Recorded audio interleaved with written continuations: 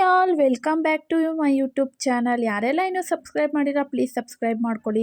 Actually ಇವತ್ತು ಗುರು ಪೌರ್ಣಮಿ ಆಗಿರೋದ್ರಿಂದ ನಾನು ನೋಡಿ ಈ ಥರ ಎಲ್ಲ ರೆಡಿ ಮಾಡ್ಕೊಂಡಿದ್ದೀನಿ. ಸೊ ಮನೆಯಲ್ಲಿ ಅಮಾವಾಸ್ಯೆ ಹುಣ್ಣಿಮೆನಲ್ಲಿ ತಪ್ಪದೆ ಪೂಜೆ ಮಾಡಿ. ನಿಜವಾಗ್ಲೂ ನಿಮಗೆ ಗೊತ್ತಾಗುತ್ತೆ ಅದು ಪಾಸಿಟಿವ್ ಎನರ್ಜಿ ಹೇಗೆ ಕನ್ವರ್ಟ್ ಆಗುತ್ತೆ ಅಂತೇಳಿ.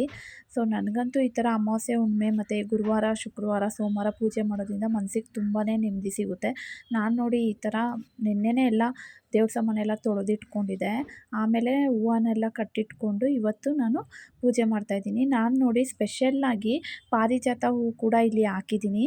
ನಮ್ಮಮ್ಮ ತೊಗೊಬರ್ತಾರೆ ಪಾರಿಜಾತ ಹೂವನ್ನ, ಅದನ್ನು ಅವರೇ ಪೋಣಿಸ್ಕೊಡ್ತಾರೆ. ನೋಡಿ ಎಷ್ಟು ಚೆನ್ನಾಗಿ ಕಾಣುತ್ತಲ್ಲ, ದೇವ್ರಿಗೆ ತುಂಬಾ ಶ್ರೇಷ್ಠ. ಅದರಲ್ಲೂ ಕೃಷ್ಣಂಗಂತೂ ತುಂಬ ಅಂದರೆ ತುಂಬಾ ಇಷ್ಟ ಪಾರಿಜಾತ ಹೂವು. ಪಾರಿಜಾತ ಹೂವು ಸಿಕ್ಕಿಲ್ಲ ಅಂದರೂ ಪರವಾಗಿಲ್ಲ, ನೀವು ತುಳಸಿ ಇಟ್ಟು ಕೂಡ ಪೂಜೆ ಮಾಡ್ಬೋದು. ನೋಡಿ ನನಗೆ ಎಷ್ಟು ಮನ್ಸಿಗೆ ನೆಮ್ಮದಿ ಅನಿಸುತ್ತೆ ಗೊತ್ತಾ ಆ ಹೂವು ನೋಡ್ತಾ ಇದ್ದರೆ. ನಂತರ ನಾನು ಪೂಜೆ ಎಲ್ಲ ಮುಗಿಸ್ಕೊಂಡು ನಮ್ಮ ಮನೆ ಹತ್ರ ನಿಯರೆಸ್ಟ್ ಆಗಿರೋ ಸಾಯಿಬಾಬಾ ಟೆಂಪಲ್ನ ವಿಸಿಟ್ ಮಾಡಿದೆ. ನೋಡಿ ತುಂಬಾ ಜನ ಇದ್ದರು, ಮತ್ತು ಇಲ್ಲಿ ತುಂಬ ಚೆನ್ನಾಗಿ ಅಲಂಕಾರ ಕೂಡ ಮಾಡಿದರು. ತುಂಬಾ ರಶ್ ಕೂಡ ಇತ್ತು. ನಾನು ಫೈನಲಿ ದರ್ಶನ ಎಲ್ಲ ಆಯಿತು. ನೋಡಿ ಎಷ್ಟು ಚೆನ್ನಾಗಿದೆ ಸಾಯಿಬಾಬಾ. ಬಾಬಾಗೆ ಇವತ್ತು ನೋಡಿ ಎಷ್ಟು ಚೆನ್ನಾಗಿ ತರಕಾರಿಗಳೆಲ್ಲ ಹಾಕಿ ಅಲಂಕಾರ ಮಾಡಿದ್ರು. ನನಗಂತೂ ಅದು ನೋಡಿ ಮನ್ಸಿಗೆ ತುಂಬಾ ನೆಮ್ಮದಿ ಆಯಿತು. ಸೊ ನಾನು ತುಂಬ ದಿನಗಳಾದಮೇಲೆ ಈ ಟೆಂಪಲ್ಗೆ ವಿಸಿಟ್ ಮಾಡಿದೆ.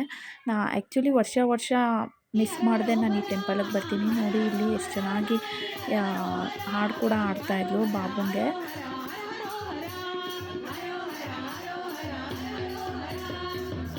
ಆಮೇಲೆ ಅಲ್ಲೇ ಪಕ್ಕದಲ್ಲಿ ಇಲ್ಲಿ ಗಣೇಶ, ಸುಬ್ರಹ್ಮಣ್ಯ ಸ್ವಾಮಿ ಮತ್ತು ಆಂಜನೇಯ ಸ್ವಾಮಿ ದೇವಸ್ಥಾನವೂ ಕೂಡ ಇದೆ. ಅದು ಕೂಡ ತುಂಬಾ ಚೆನ್ನಾಗಿದೆ ದೇವಸ್ಥಾನ. ಯಾರೆಲ್ಲ ಈ RPC ಲೆವೆಟ್ ಸೈಡ್ ಇದ್ದೀರಾ ಅವ್ರಿಗೆಲ್ಲ ಗೊತ್ತೇ ಇರುತ್ತೆ ಈ ದೇವಸ್ಥಾನ ಎಷ್ಟು ತುಂಬ ಹಳೇದು ಮತ್ತು ತುಂಬಾ ಚೆನ್ನಾಗಿದೆ ಅಂತೇಳಿ. ಸೊ ಪಾರ್ಕ್ ಕೂಡ ಎಲ್ಲ ಇದೆ.